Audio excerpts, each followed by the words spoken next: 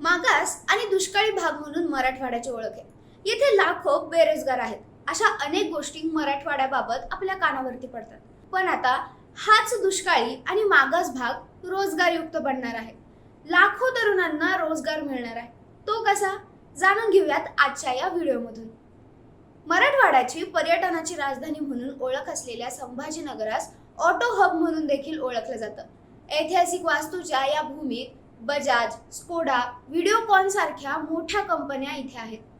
याच संभाजीनगरात आता ऑरिक सिटी सारखे प्रकल्प विकसित होत आहेत, ज्यामुळे लाखो बेरोजगारांना रोजगार मिळणार आहे आणि यामुळे मागास मराठवाड्याचं नशीब पालटू शकतं.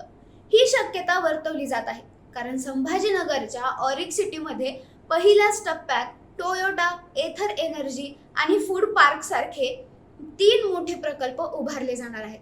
आता या प्रकल्पामुळे किती लोकांना रोजगार मिळणार आहे, त्याचा किती आणि कसा फायदा शहराला होणार आहे हे देखील जाणून घेऊयात. शहरात एकूण 3 प्रकल्प उभारले जाणार आहेत. यामध्ये इथर एनर्जीचा प्रकल्प तब्बल 2000 कोटी रुपयांची गुंतवणूक संभाजीनगरमध्ये करणार आहे. यासाठी इथरने 100 एकरची जमीन घेतली. येथे तब्बल 10 लाख दुचाकी आणि बॅटरीची निर्मिती केली जाणार आहे. यातून 4000 लोकांना रोजगारही मिळणार आहे. तर 2025 ला याचं प्रोडक्शन सुरू होणार असल्याचं सांगितलं जात आहे. टोयोटा कंपनीचे प्रोजेक्ट नुकताच शहरात आलाय. यामुळे शहराला काय फायदा होईल ते देखील जाणून घेऊयात. टोयोटाने सरकारशी शहरात इलेक्ट्रिक आणि हायब्रिड कार निर्मितीबाबत सामंजस्य करार केलाय. यासाठी तब्बल 10,000 हेक्टर जमीन सेंद्रा आणि बिडकीन येथे संपादित करण्यात आली.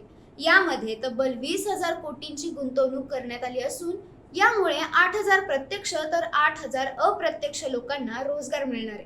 तर वर्षाला 4 लाख कारची निर्मिती केली जाणार आहे. यामध्ये विशेष बाब म्हणजे याआधी सेंद्रामध्ये अनेक प्रकल्प उभारण्यात आले आहेत. त्याचा फायदा अनेकांनाही झालाय. पण आता बिडकीनमध्ये नवीन प्रकल्प उभारला जाणार असल्यामुळे येथील लोकांना त्याचा फायदाच होणार आहे. हे झालं टोयोटा आणि इथर बद्दल. आता फूड पार्क बद्दल देखील जाणून घेऊयात. फूड पार्क हा प्रकल्प बिडकीन येथे उभारला जाणार आहे. 168 हेक्टरवर याची उभारणी होणार आहे. यामध्ये एकूण 54 भूखंड अन्न प्रक्रिया उद्योगासाठी देण्याचा निर्णय देण्यात आलाय. यामुळे हजारो नागरिकांना याचा फायदा होणार असून हजारो रोजगार निर्मिती होणार आहे. हे प्रकल्प कर्नाटकमध्ये सुरू करण्यात आले असून इतर विकसित राज्याची यासाठी निवड होऊ शकत होती. मात्र त्यांनी आपल्या महाराष्ट्राची या प्रकल्पासाठी निवड केली. ही सर्वात मोठी आणि महत्त्वाची बाब आहे. या प्रकल्पामुळे मराठवाडाच नव्हे तर महाराष्ट्रालाही एक वेगळी ओळख निर्माण होणार आहे. तुम्हाला या व्हिडिओबद्दल काय वाटतं हे आम्हाला कमेंट बॉक्समध्ये सांगायला विसरू नका. जर तुम्हाला व्हिडिओ आवडला असेल तर व्हिडिओला लाईक करा, शेअर करा आणि आमच्या चॅनलला सबस्क्राईब करा.